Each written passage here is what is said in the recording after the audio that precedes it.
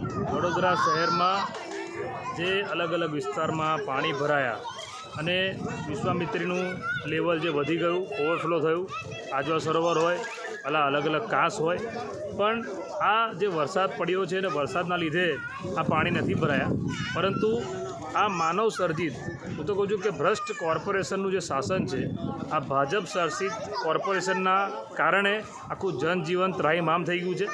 જે લોકો વેરો ભરે છે અને વેરાનું વળતર તો કોર્પોરેશન આપી શકતી નથી, પરંતુ આ જે વરસાદ પડે છે, વરસાદના પાણીનો નિકાલ આ વડોદરા શહેરમાં જે લોકો સત્તામાં બેઠા છે, 5 વર્ષ, 10 વર્ષ, 20 વર્ષ નહીં, 30 વર્ષથી પ્રજાએ એમને એક હતું શાસન આપ્યું છે।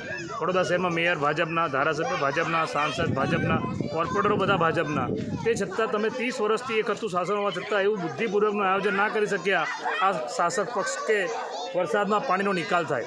મહારાજા સયાજીરાવ ગાયકવાડની નગરી વડોદરા શહેર જ્યારે મહારાજાએ વડોદરા આપેલું ત્યારે એવી હાલત હતી, પરંતુ આ લોકોએ જે ભ્રષ્ટાચાર કર્યો છે, આજે ડ્રેનેજની લાઇન હોય, વરસાદી કાંસના નામે જે પ્રી મોન્સૂન કામગીરીના નામે જે ભ્રષ્ટાચાર થાય છે, કરોડ રૂપિયાનું બજેટ, અને એ પ્રી મોન્સૂન કામગીરીના નામે તમે જુઓ તો સાચા અર્થમાં પ્રી મોન્સૂન કામગીરી થઈ હોત તો આવા પાણી લોકોના ઘરોમાં ના આવતા। આજે વડોદરા શહેરમાં 2 ટાઈમ પીવાનું ચોખ્ખું પાણી તો પ્રજાના ઘરે નથી પહોંચતું, પરંતુ વરસાદ અને ડ્રેનેજનું પાણી લોકોના ઘરે પહોંચી ગયું છે, એવું આ ભાજપનો અણઘડ વહીવટ છે। ખરેખર પ્રજાએ પણ જાગૃત થવાની જરૂર છે।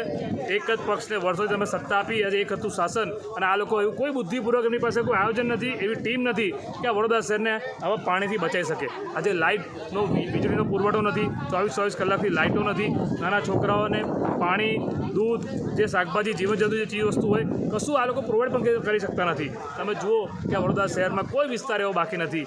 આજે જે વિશ્વામિત્રી નદી હોય કે ભૂખી ઘાસ હોય, આ બધા ઘાસો પર જે બિલ્ડરોએ જે એન્ક્રોચમેન્ટ કર્યા છે, ઇલીગલ કન્સ્ટ્રક્શન, જેના કારણે પાણી જવાની જગ્યા રોકાઈ અને આ પાણી લોકોના ઘરોમાં આવ્યા। એટલે આ ભ્રષ્ટ શાસનના અણઘડ વહીવટના કારણે આજે વડોદરા શહેરની આવી દુર્દશા થઈ છે।